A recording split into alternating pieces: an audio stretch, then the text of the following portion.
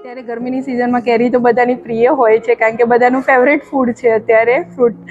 એમાં કેરીમાં એવું છે કે કાચી કેરી હોય છે, એની આજુબાજુ એનો પલ્પ નીકળેલો હોય છે, તો એ ટચ કરવાથી કે એ તમારા ફેસની આજુબાજુ જો એને ટચ થઈ જાય છે તો એનાથી ઘણા લોકોને રિએક્શન આવતું હોય છે, તો ખંજવાળ આવે છે કે રેડનેસ થઈ જાય છે, ત્યાં એવું બધા પ્રોબ્લેમ થતા હોય છે, સ્કિનના પ્રોબ્લેમ હોય છે. ને પાકી કેરીમાં બી કેવું છે કે વધારે માત્રામાં જો તમે ખાધી હોય ને તમારું બોડી બી જો ગરમ પ્રકૃતિનું હોય તો તમને ઘણીવાર ગુમડા નીકળતા હોય છે, ફોલ્લીઓ થાય, એમાંથી પરુ નીકળતું હોય છે, એવા પ્રોબ્લેમ થતા હોય છે.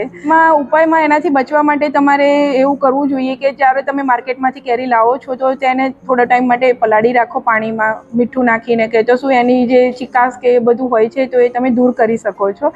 તો એવી રીતે તમે કરી શકો ધોયા વગર. અને એ હાથ તમે જ્યારે કેરી ધોઈ હોય તો એના પછી હાથ ધોઈ નાખો, કારણ કે હાથ જો તમારા ફેસ ઉપર કે ક્યાંય બી ટચ કરે છે તો તમને ઓલરેડી રિએક્શન આવતું હોય છે.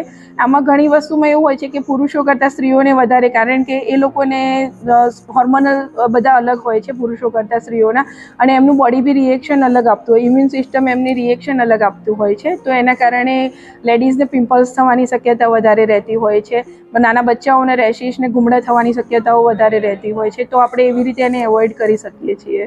તો અંદરમાં એવું છે કે કેરી પોતે ગરમ ફ્રૂટ છે અને આપણે ખાઈએ છીએ ગરમીમાં, એટલે બે વસ્તુ ભેગી થાય છે. અને જો કોઈનું બોડી ગરમ પ્રકૃતિનું હોય છે તો એ લોકોને થોડી વધારે પ્રોબ્લેમ થતું હોય છે, ગુમડા ને એવું બધું નીકળે છે.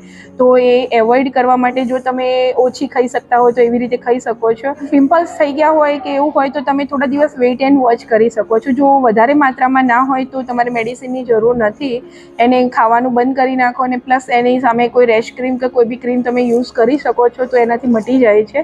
પિમ્પલ્સ માટે બી સેમ છે કે રેશ ક્રીમ છે કે ફેસ વારે ઘડીએ ધોવાથી કે ઓઇલ ના થાય ફેસ ઉપર, એવી રીતે તમે કેર કરી શકો છો.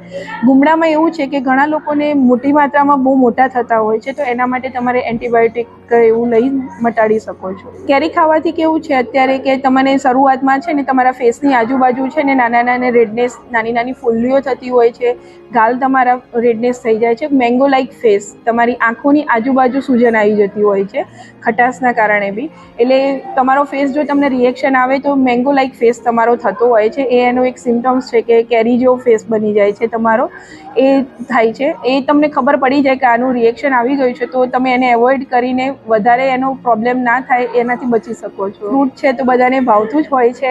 એક ડાયાબિટીસવાળા હોય છે એ લોકો થોડું એવોઇડ કરે, કારણ કે એના સુગર હોય છે તો એ લોકો થોડું એવોઇડ કરી શકે છે. બાકી જેને એલર્જી થતી જ હોય છે, એલર્જી, એ લોકો ઓછી માત્રામાં ખાઈને ખાવાની ઈચ્છાઓ થોડી કંટ્રોલ કરી શકે છે.